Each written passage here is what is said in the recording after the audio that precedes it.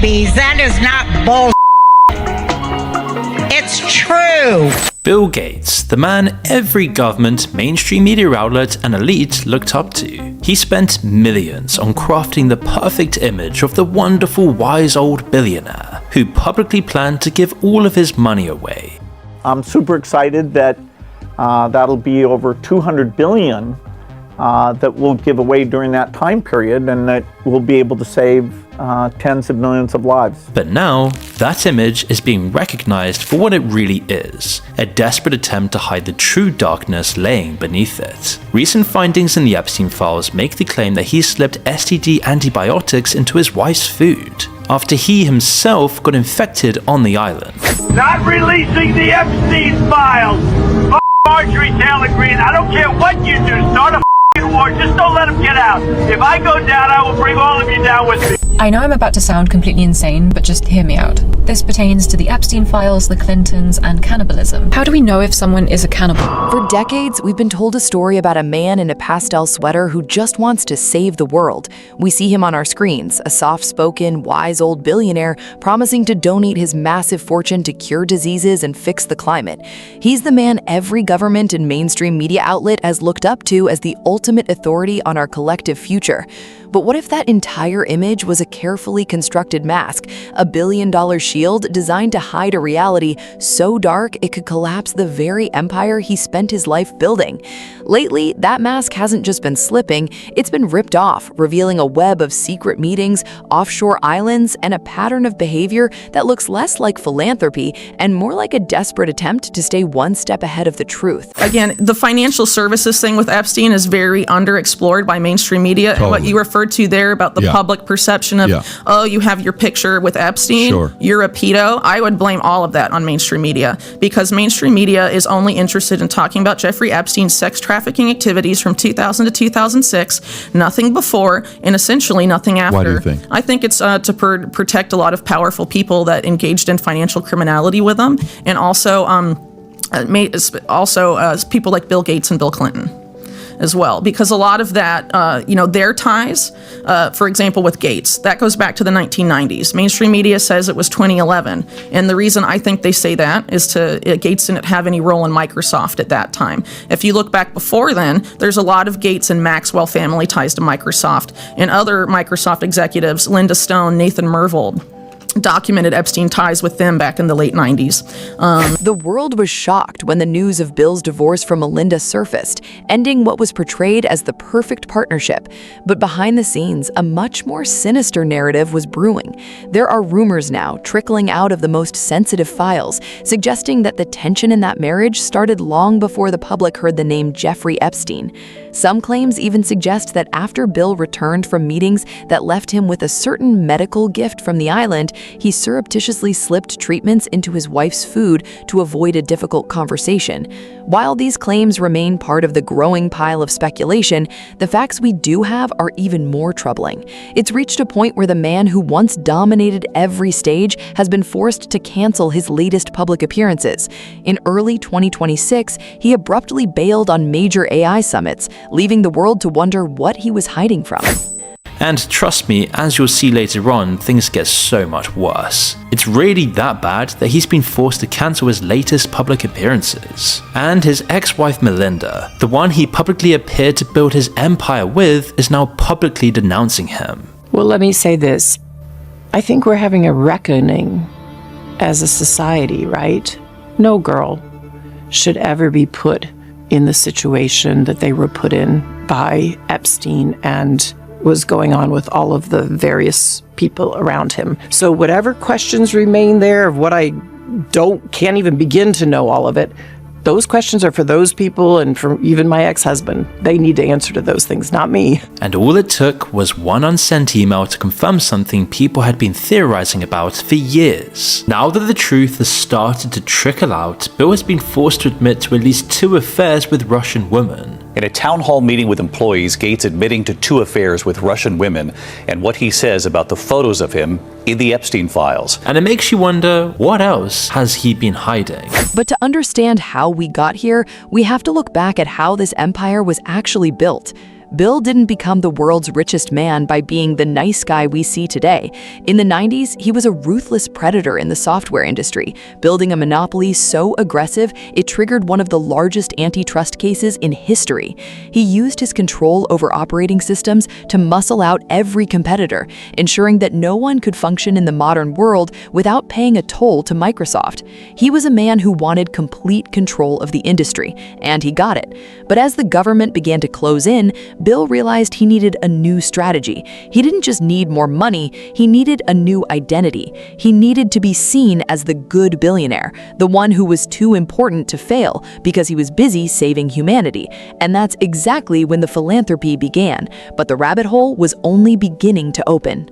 People are finally waking up to the other side of Bill Gates, the side he spent his life trying to hide from the public. And we're going to uncover in this video how deep this rabbit hole truly goes. Because first of all, Bill Gates made his fortune exploiting a hole in the software industry by building a monopoly. And once we piece this story together, everything else starts to make sense about who Bill Gates really is. As when we say monopoly, we're not joking around. When Bill Gates first took over operating systems, he secured over 80% of the market share by the late 80s. Then he used that control to muscle out the rest of the competition, packaging their 1990 OS with Microsoft Word and Excel. With this unfair advantage, they then used their own developers to make something no one else could, the most compatible software ever. By doing this, Bill Gates was able to achieve a fantasy of his, becoming one of the most powerful men in the entire world, having complete control of technology throughout the 90s, and soon enough becoming the world's richest man. This gave him contacts in high society, access to people you would never have heard of, the very people who actually pull the strings in the world. But because his rise was so rapid and so quick, he quickly became a target from the government, who decided that his monopoly had become too powerful. But they soon would quickly realize that they couldn't stop him even if they wanted to. If Bill ended up sitting in front of a table of enemies rather than friends at his Senate hearing, then that might break up his entire empire.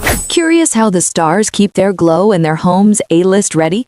I've handpicked the top-rated skincare, home, and wellness essentials favored by Hollywood's elite in my official Amazon storefront.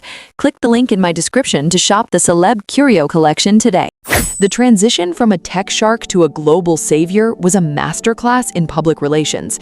By founding his massive charity, Bill wasn't just giving money away, he was buying a seat at the table of every major government on Earth. He focused his early efforts on the elite education system, targeting the very colleges where future politicians were being molded.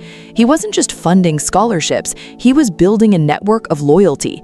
If you can control the education of the leaders and the funding of the health organizations, you don't need to be elected to have power. You simply own the infrastructure of society itself. But while he was busy projecting this image of the wise grandfather, he was secretly cultivating a relationship with a man the rest of the world was beginning to fear. Billions of dollars, his childhood dreams, his need for power, and cementing his legacy as the next Rockefeller were all hanging in the balance. But Bill Gates is many things, and smart is one of them, as he had a trick up his sleeve to get in the good books with the right people, and that was with philanthropy. You see, in 1994, Bill Gates was realizing his public perception was looking terrible. As he rose up with more and more power and control over the world, his billionaire status wasn't seen favorably by most. So if you're the world's richest man, one of the most powerful men in the world, what can you do to make people like you, so that people don't go investigating your personal private life? Well, that would be through founding a charity. So he created his first, called the William H. Gates Foundation after his father. He used it to funnel parts of his vast fortune into philanthropy. They were tiny compared to his net worth, but still more than enough for his needs. Meanwhile, he openly defied a 1995 ruling by the Department of Justice to relinquish his new monopoly on internet browsers. But Gates knew that he could get away with this if he played his cards right, especially if he could use the charity card to his advantage, and looked like he was just doing all of this work to give back to the people. Now, at first, he didn't need to save the world or feed the hungry children of Africa to influence the right people. Instead, Gates started small and close to home. Coincidentally or not, it was also a world which most of the Senate came from, the elite education system. He knew that this would not only help his public perception by looking like he was giving all of this money back to the people of his country, but he also knew he'd get the right connections by targeting the right people,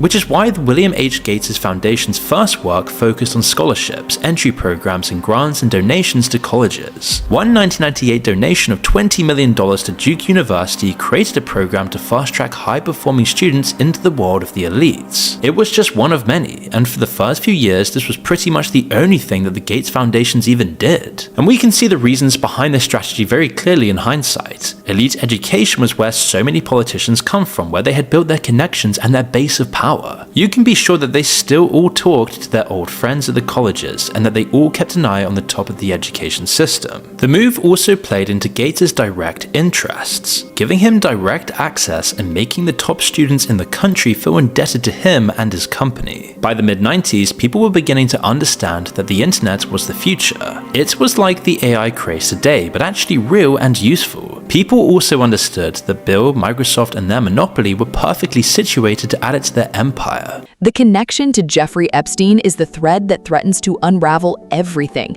Bill has tried to brush it off as a series of charity dinners, a simple mistake in judgment that he deeply regrets. But the documents tell a different story. We're talking about numerous visits to Epstein's Manhattan townhouse, late-night meetings, and even evidence that Bill was a passenger on Epstein's private plane, the one often referred to by a much darker name. In Epstein's own home, there was reportedly a framed $1 bill signed by Bill with a note that said, "I was wrong." What was he wrong about? And why was he so comfortable in the company of a man who had already been convicted of procuring a child for inappropriate purposes? Whether it be him becoming the largest landowner in the US, or buying out the World Health Organization, or convincing the public that they should be locked in their homes, or presiding over the World Economic Forum, all while secretly chilling out with Jeffrey Epstein. Everything starts to become obvious about this guy when you really look at his creepy behavior subtly coming out in his pre-planned public appearances. What did you do when you found out about his background? Well, I've said I regretted having those dinners, and there's absolutely nothing new on that. Well, he's dead, so, in general, you always have to be careful, It's like, he's dead now, so you have to be careful. Like, what? Be careful or you'll hang yourself in jail? Is that what you're saying? He later admitted slightly more of the truth, but only things the evidence had all but confirmed already. Quote, "I did have affairs, one with a Russian bridge player who met me at bridge events, and one with a Russian nuclear physicist who I met through business activities," he reportedly said to colleagues. Because there's only so much you can do as a billionaire. You can buy all of the things in the world and influence the economy, but you can't fully control the government. But with charity, you can become more powerful than often even presidents. Of course, he said this was all just for making people's lives better. But how much better does the world really seem a few decades under the shadowy rule of the billionaire class? Doesn't it? Melinda reportedly warned him for years that this association was toxic. She expressed a deep-seated discomfort with the man, sensing the darkness that Bill seemingly ignored. But Bill kept going back. He wasn't just there for the decor or the conversation. Documents suggest they were discussing an investment fund involving JP Morgan, a way to further expand Bill's global influence under the guise of health initiatives. It was a partnership of power, where Epstein provided the connections to the world's most influential and compromised individuals, and Bill provided the capital and the legitimate front. But even the best-laid plans have leaks, and what leaked next would shock even his most loyal supporters. Epstein and Gates had both been active in the charity world for years, both realizing its lucrative potential. It was also how Epstein first met Bill in 2011. This was just 3 years after Epstein had been convicted for procuring a child as a prostitute, and Bill had been warned about his inappropriate behavior at work. The New York Times alleges that, based on numerous documents from both the Epstein files and the Gates Foundation, Bill visited Epstein's Manhattan townhouse. On one occasion, he stayed late into the night and remarked in emails to colleagues that his lifestyle is very different and kind of intriguing, although it would not work for me. Although it was later revealed that there was a framed $1 bill signed with a handwritten note from Bill Gates on display in Epstein's townhouse, saying, quote, "I was wrong." Later on, a spokesperson for Gates said that the quote about it not working for me was actually just referring to the decor. But in an email from the time, he said, quote, "A very attractive Swedish woman and her daughter dropped by and I ended up staying there quite late." It doesn't sound like he was only admiring the curtains and the armchairs when he visited, and it seemed to contradict this interview he gave in 2026. It's actually true that I was only at dinners, I never went to the island, I never met any women, and so, the more that comes out, the more clear it'll be that although the time was a mistake, it had nothing to do with that kind of behavior. And also, why was there this $1 bill signed personally by him in Epstein's mansion? He also did in fact meet women. We have photo evidence in the Epstein files that he did. Whether or not he did any more than meet them is still an allegation rather than a fact, but we know he was there. The photos show Gates standing close to two women, both of which have had their faces blacked out. And according to the FBI, all of the redactions to the Epstein files have been made to protect the identities of the victims. So it leaves it all up in the air. Were these people victims, and was it Bill Gates who was the victimizer? Gates and Epstein also had intimate business connections. They were both linked by JP Morgan. While the world was distracted by the headlines of his personal life, Bill was quietly executing another massive land grab. Today, he is the largest private owner of farmland in the United States, controlling nearly 250,000 acres.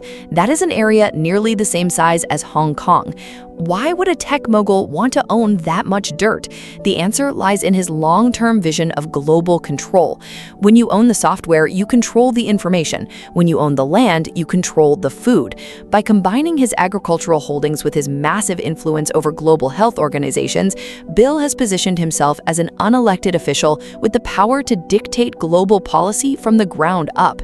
But farmland is another obsession of his, and he keeps that far more quiet, especially when it comes to his domestic holdings. With about 250,000 acres, an area that's nearly the same size as Hong Kong, Gates is the #1 private owner of farmland in the US. He can test out his GMO crops on this farmland, run his own experiments, and control a sizable portion of the agricultural industry, just by using a remarkably small portion of his overall wealth. Meanwhile, he's still making money with all of the leases. Really though, this is still all about the image and access it gives him to power. First, it gives him a legitimate reason to intervene or be consulted on major policy decisions when it comes to agriculture. Plus, owning land has always been the traditional source of power and respect in the world. It's the definition of a finite resource, one that will always go up in value as more people are born.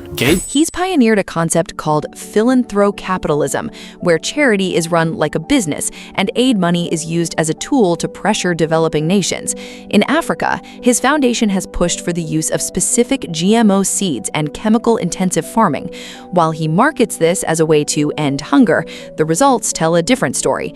Agricultural production in some of these regions has actually dropped, leaving local farmers dependent on the very seeds and fertilizers Bill's partners provide.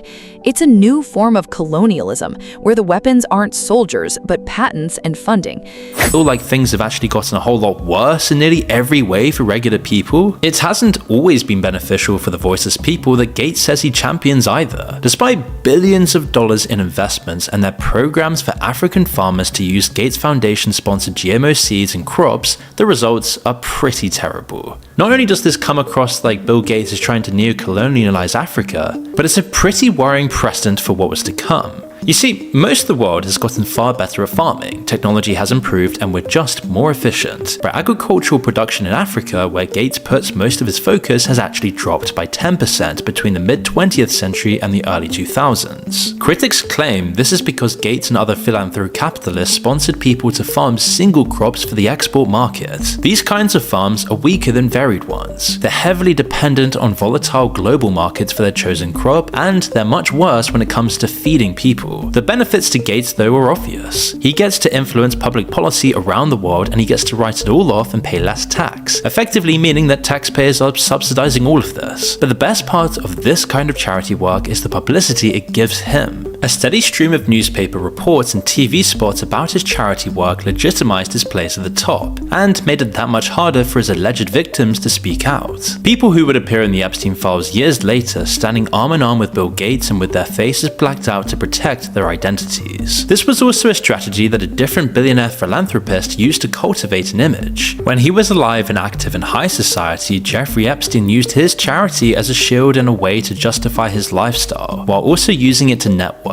connect with the most powerful people in high society, and likely manipulating them for compromise. In reality, we now know that his charity barely gave any actual money to needy causes compared to his vast wealth. In 18 years, they only donated under $70 million to charity compared to his much vaster fortune. Charity was purely a way of buying leverage and influence over the most powerful people, but on paper it looked much larger. There's even evidence that Epstein edited his own Wikipedia pages to add much larger figures. One 2013 edit claimed he donated $184 million more than he actually had. The account that made this edit has the same username he had claimed in his earlier court documents. In 2011, Gates was in the process of creating an investment fund with them to assist in his vaccine rollout across the developing world, another way he increased his soft power. Epstein, meanwhile, often brought them wealthy clients while also banking part of his immense fortune with them. The most shocking revelations, though, the ones which probably led Gates to cancel his recent public appearance, are potentially much more damaging and could lead to a criminal investigation if proven correct. But remember, Bill Gates has literally spent a lifetime cultivating the kind of soft power that insulates him from the kinds of consequences that regular people might get for their crimes. Since the forming of his foundation in the late 90s, Gates has always targeted the things that people need the most. Healthcare is what he'll always talk about. Gates made sure that he had reach in a wide array of government interests, especially in vaccines. This was the foundation's key interest in developing countries throughout the 2010s, pushing massive programs which administered vaccines across the developing world. Continually pushing this as their #1 goal gave Bill Gates and his foundation immense power within the wider healthcare world. They're also the second biggest funder of the World Health Organization. The Gates Foundation decides what they do with the money they give them, and in 2018 to 2019, they gave over $500 million to the World Health Organization. When the pandemic happened, something that Gates had actually predicted years before in a TED Talk, he immediately rushed to capitalize on this, giving interviews with an air of "I told you so," while trying to legitimize his place as a world leader on the response. It's the nightmare that we've been talking about for a long time, and sadly, although a few things like this coalition for vaccines, CEPI, were done after 2015, a very small percentage what we should have done, where we would have diagnostics very quickly, drugs very quickly, and a vaccine far more rapidly. Meanwhile, he used his position to gain even more power in governments across the world, all as a completely undemocratic, unelected billionaire official. Despite the massive amounts of evidence of a wide-reaching conspiracy, we've only really seen one arrest in the fallout of the Epstein files. The scapegoat chosen was former Prince Andrew, and he's been the only elite to suffer any real penalties, and it isn't even related to trafficking at all. Instead, it's like a pathetic version of Al Capone getting locked away for tax evasion instead. It is, hopefully though, the first domino of many. The people at the top with the power to change things refuse to acknowledge the elephant in the room. The most likely outcome if the outrage continues is that we will continue to see these kinds of symbolic things. Elite perpetrators facing comparatively minor consequences without any true acknowledgement of the actual crimes they allegedly committed. If the momentum continues, then people like Bill Gates might actually get investigated for once. But until then though, we might just have to settle for them losing their reputation instead of their freedom. It's still a massive loss for someone with almost unlimited wealth, as clearly even with all the best PR team and all the money in the world, you simply can't buy your way back from that level of disgrace. The horrific secrets are out, and the world is finally watching. The only question left is who will be the next domino to fall, and how many more terrific guys are still hiding in the shadows of the elite. As the reckoning continues, we might find that the world we thought we knew was just a beautiful lie, told by men who were far more dangerous than we ever imagined. The mask is gone, the secrets are revealed, and the world will never look at a pastel sweater the same way again.